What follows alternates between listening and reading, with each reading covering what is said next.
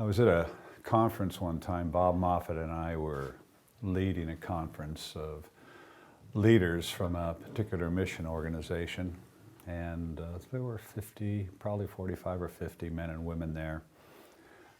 They were all ministry leaders they happened to be from 5 or 6 different states where this ministry was operating. And the first evening we took some time to get to know them. And so each person went around and they shared where they were from and what they were doing, what their name was, where they were from, and what they were doing. And they all spoke in terms of what they were doing in terms of their ministry. And the last person to speak was a young woman who was standing in the back, leaning against a door jamb. And when it came to her, she gave her name and she said, "I am only a mother."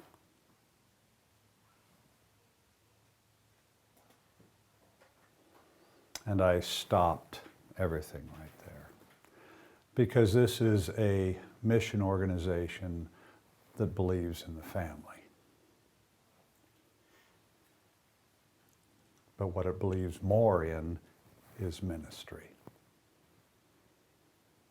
And here's this woman. She was caring for her children.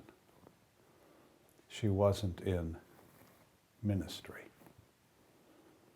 And how did she feel? I'm only a mother. No, she's not only a mother. She is a mother. And there's nothing more important you can be than a mother. I was lecturing in Peru. It's one of the few times where I've given this series of lectures, only a larger version. I spent a week in Peru with, I think, a couple hundred men and women, and taught for a week on this subject. And during the week, a woman came up to me and she asked, why was I talking so much about doing dishes and sweeping floors and changing diapers? Well, I hadn't talked about doing dishes or sweeping floors or changing diapers the whole week. But what she heard in what I was saying was, this is what a woman does. And I am trying to break that mentality. And I realized afresh the strong impact that sexist culture has, not just on men, but on women. And this woman's being shaped by that culture, that very often she could not even hear the words that were being spoken. Sexists promote and feminists decry the picture of a woman barefoot and pregnant, enslaved to her mate and imprisoned in her house. Sexists promote that, feminists decry that. It is the modern feminist culture that defines culture today. And that message is that women are trapped in a house. And neither the sexist or the feminist understand nor appreciate the radical perspective of the art of transforming a house into a home. Because we don't think in terms of home making. We think in terms of housekeeping. And this session is to help us to begin to think differently about the nature of a home and the making of a home. Suzanne Venker, the maternal feminist, in her book, The Flip Side of Feminism, says this: Women on the left were motivated by ideological, not economic reasons. First, they wanted to achieve independence from men. Second, they wanted to eliminate the full-time homemaker from society. Their purpose was not equality or opportunity for women in the marketplace. Feminists simply wanted to make marriage and motherhood unchick. It's not good to be married. It's not good to be a mother. And it's not good to make a home. Housekeeping is the anti-maternal. Professor Hirschman, a modern feminist, said this: women who change their children's diapers have voluntarily become untouchables. If a woman changes her children's diapers, she is an untouchable. She's choosing to be an untouchable. Betty Friedan, one of the leaders of the feminist movement at the beginning of the feminist movement, wrote the book, The Feminine Mystique, and she said this: vacuuming the living room floor with or without makeup is not work that takes enough thought or energy to challenge any woman's full capacity. So what is a woman's role who stays at home? It's vacuuming the floor and doing dishes. There is no concept of the art of the maternal. There's no concept of the art of making a home. Sexists and modern feminists reduce the art of homemaking to merely housekeeping. You have a housewife and you have a homemaker. Women who change their children's diapers have voluntarily become untouchables. This is a housewife. Homemaking is something very different. Lydia Signore, the old maternal feminist from 150 years ago, who wrote from a different culture, from a different time of history, and who wrote with prose, said this: is it not important that the sex to whom nature has entrusted the molding of the whole mass of mind in its first formation should be acquainted with the structure and development of mind? The mother is entrusted with the mind of a child who will live forever. Shouldn't she know something about the formation of mind and virtue?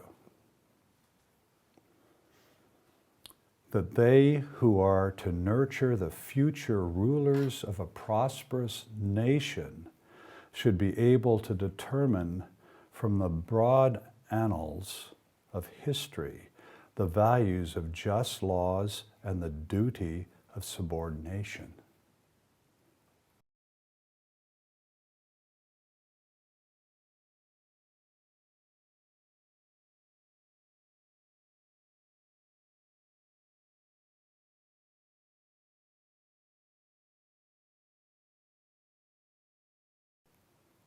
Shouldn't a mother think broadly and widely about history, about law? Why? Because she is the nurturer of the future generation, the nurturer of the future leaders of a country. we're not talking about housekeeping. We are talking about home making. We're not talking about changing diapers. We are talking about rearing the future leaders of a nation. Does that mean you don't change diapers? No, you change diapers.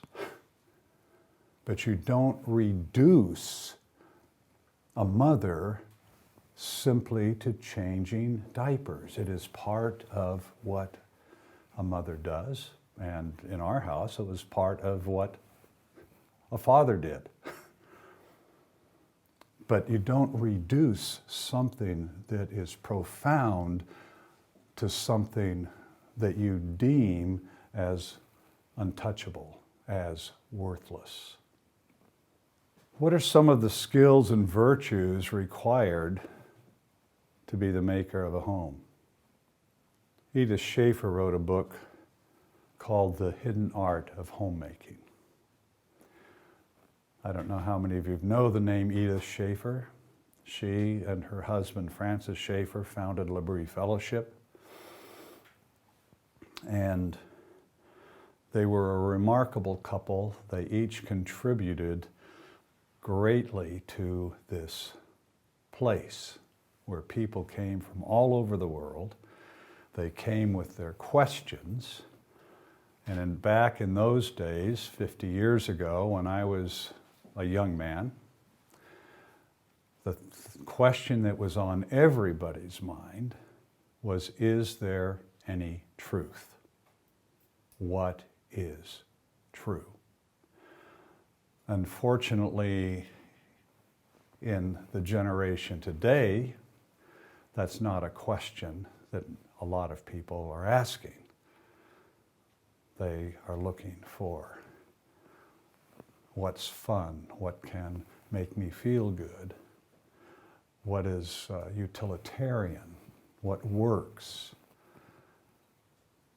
The deep issues of truth are not things that people are giving their lives for. And 50 years ago, people came from all over the world to this little Swiss farm village, 110 Swiss farmers, several dozen households.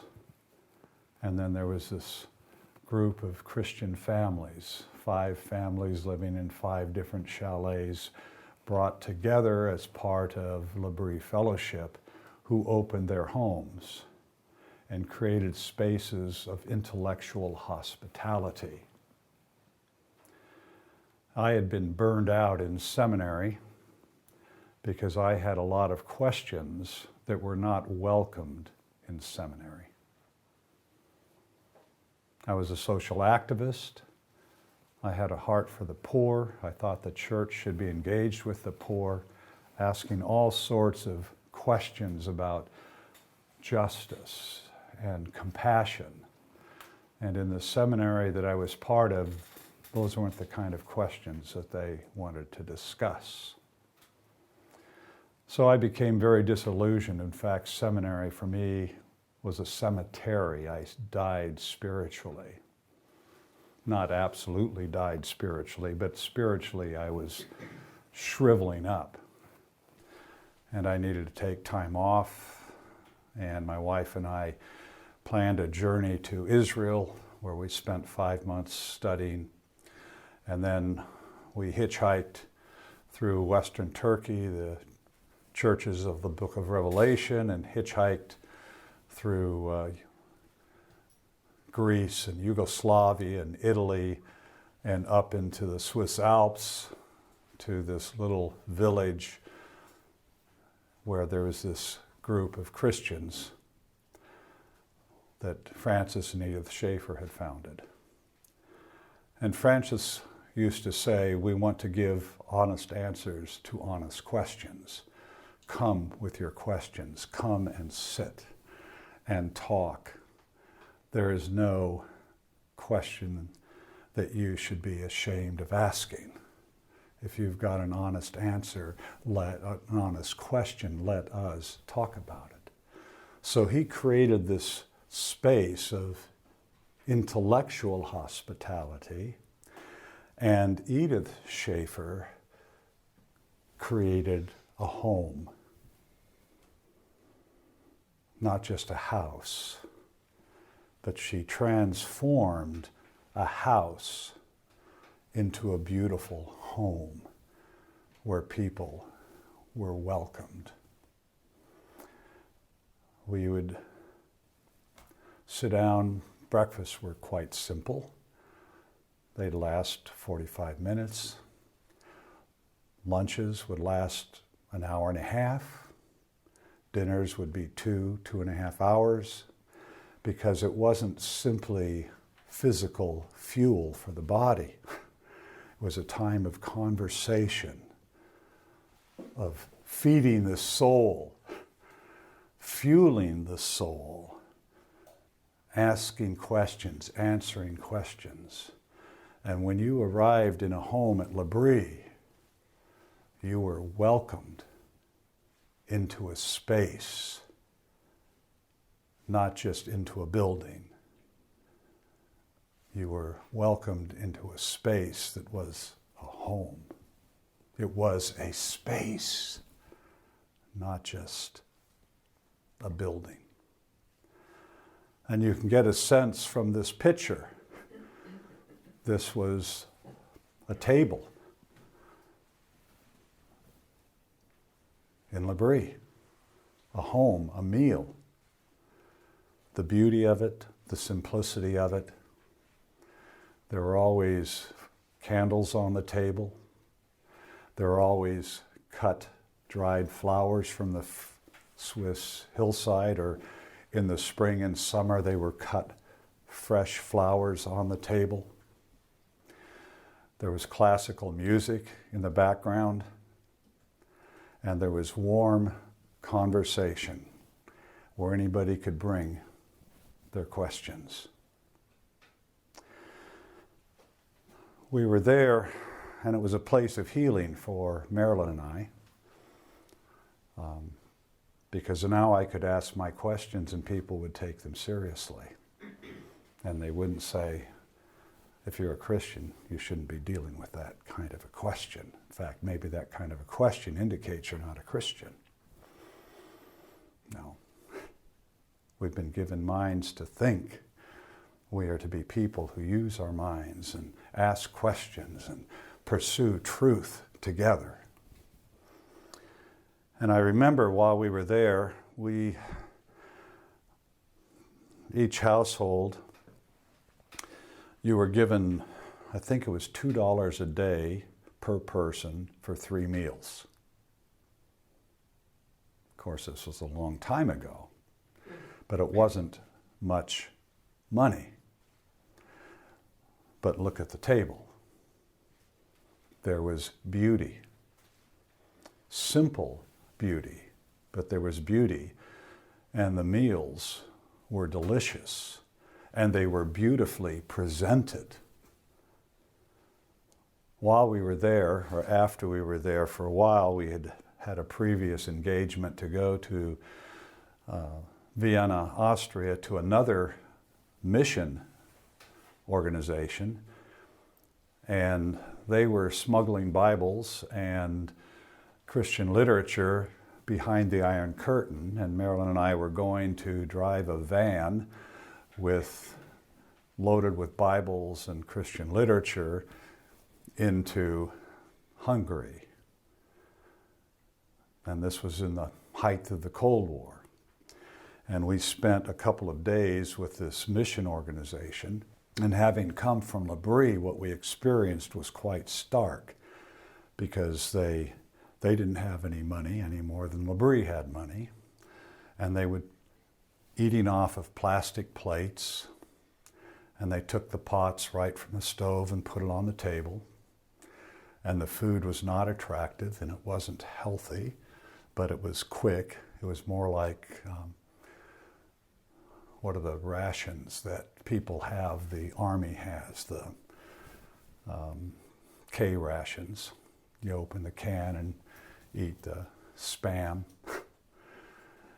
And so here we are sitting at this table where the food is just thrown at you. And we were having come from a brie. What is going on here? Well, their ministry model was, we are at war. We don't have time or money to create a welcoming space, to create good meals, because they had a war motif. We are at war. And I thought at that moment the difference between the mentality, neither group had money, but they had two very different mentalities. One, you don't care, you just throw anything out on the table, you eat off plastic. And the other, you take beauty and life and you celebrate it, even at the meal table.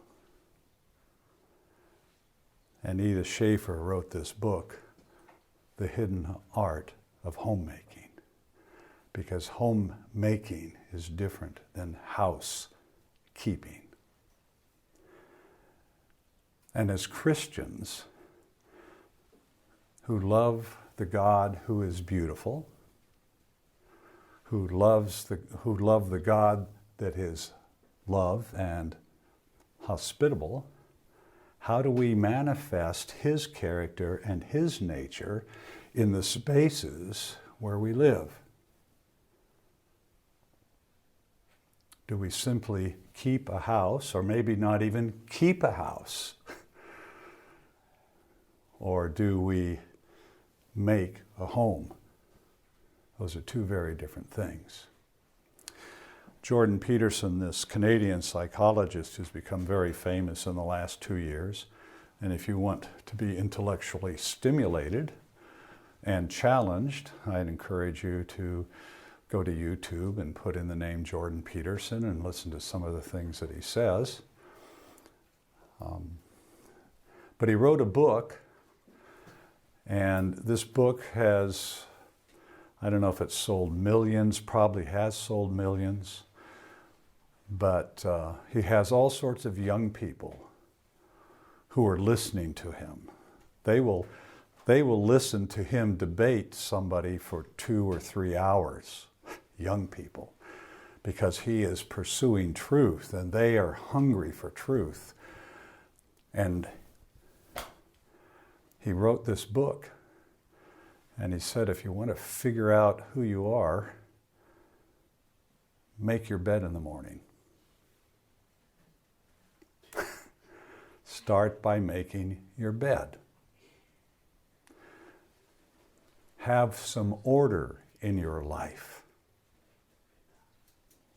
Create order around you. Chaos is very destabilizing. So you want to have a life that works, make your bed. It's as simple as that. And the whole book unfolds from that. But it's not only bringing order to a home, it is bringing beauty to a home. It's bringing welcome and grace into a space. It's not just a place you go to sleep, or a place you go to eat and sleep, or a place you go and sit in front of a television. No, you create a space, a home. There's some passages that I call the dismissed passages because we don't focus on them too much today in the church. And one is 1 Timothy 5, 9 through 10 and verse 14. And it talks about older widows who have godly character.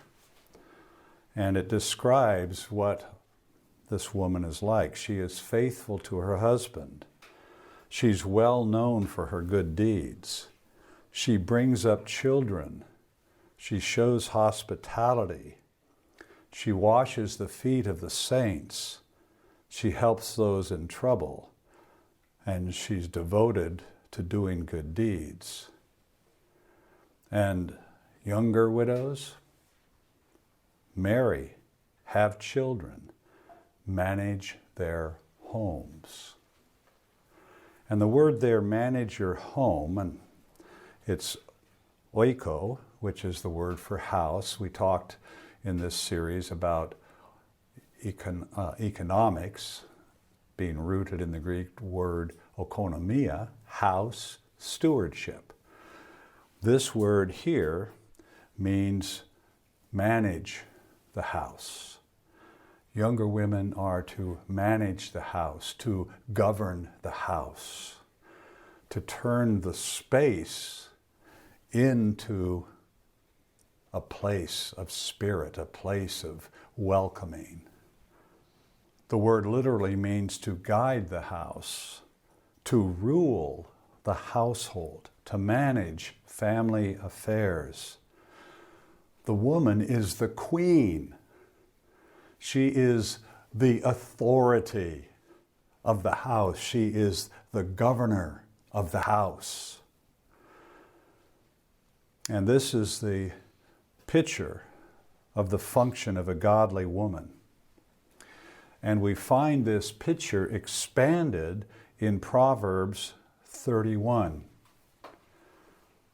It says in Proverbs 31:10, "Who can find a virtuous woman? For her price is far above rubies." Her worth, her value, she is more valuable than rubies.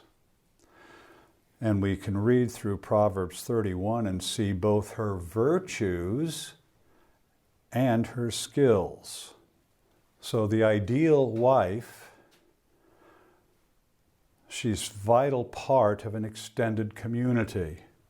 She's the maker of a home, the master of the manor, the queen of the forest, the vice-regent of creation.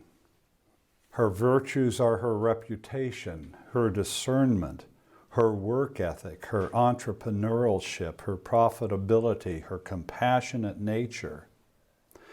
She is prepared. She has personal strength. She has dignity. She is wise. She fears the Lord. These are her virtues. And she has skills, not just virtues. She's skilled in investment, in farming or agriculture, in arts, in interior design, in weaving and sewing, in sales, in communication, in education and instruction, in management, in parenting. There's something more here. And this something more are some of the virtues and skills needed to make a home. To take a building, to take four walls and transform those things into a living space. And then the other dismissed passage is Titus 2, 3 through 5. Older women are to mentor younger women. To mentor them to be what? To be sober-minded, to love their husbands, love their children, be self-controlled and pure, be busy at home, caring for the house, working at home, being kind, being subject to their own husbands. Older women are to mentor younger women in these things, because the younger women become the nurturer of nations. They create a space for children to thrive and for people who come into their home to thrive.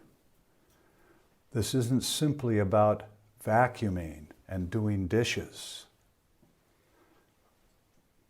It is part of being a homemaker is to care for the home, but there is the art of homemaking that requires all the virtue and skill that a human being can possess. And a homemaker transforms four walls into a place where children can be nourished, husbands can find quietness, and a family can flourish and friends can gather. A space, a living space, a beautiful space, a welcoming space. Lydia Signori says this. In fact, this is the theme of this particular essay that I've been quoting. The natural vocation of females is to teach. It is in the domestic sphere, in her own native province, that woman is inevitably a teacher. Is not the infant in the cradle her pupil?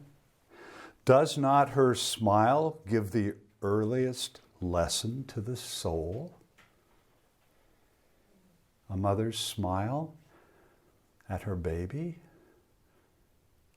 is teaching, is giving the earliest lesson to this soul, this being that will live forever. Does she not enshrine her own image in the sanctuary of the young child's mind so firmly that no revulsion can displace, no idolatry can supplant it? She enshrines her own image in her child. She is the teacher. She is the nurturer. She is the educator, shaping the destiny of a being that will live for eternity, a being that can grow and become the leader of the community or the leader of the nation. And she continues, she says, we should be intentional as mothers, admitting then that whether she wills it or not, whether she even knows it or not, she is still a teacher. And perceiving that the mind in its most plastic state is yielded to her tutelage, it becomes a most momentous inquiry what she shall be qualified to teach. Has she not power to impress her own lineaments on the next generation? How would a woman prepare herself if she thought in these terms? That she is the one who has the opportunity to impress on her children and prepare them for life and prepare them to flourish and prepare them to lead in the community. What does it take to do this? Do we think in these terms, or do we just say, oh, a mother, just a mother? You're only a mother. How sick is that mentality? A home is a magical place where children and people may flourish. Let us encourage women to make homes. And let us see that it is an art. And it can take all the creativity that a person has to turn bare walls, wood and sheetrock, into a living space where children are nurtured and where strangers can come and be welcomed, and where a family can grow. This is not nothing. This is a lost art in the modern and postmodern world.